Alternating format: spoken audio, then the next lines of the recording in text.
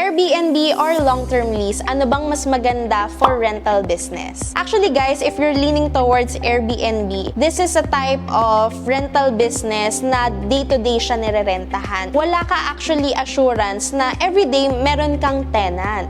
Pero in terms of income naman, mas mataas ang rental price neto. So, higher risk, higher reward. In terms of long-term rentals naman, dahil dito may contracts na tayo. So, if you're the type of owner na gusto mo ay low-maintenance rental business lang, kasi ito, it's something na hindi mo naman na kailangan masyadong i-furnish as long as livable naman siya, pwede mo na tong i-go. Go, go, go mo na yan!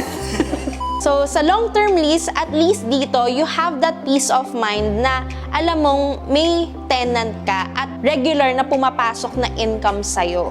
In comparison naman sa income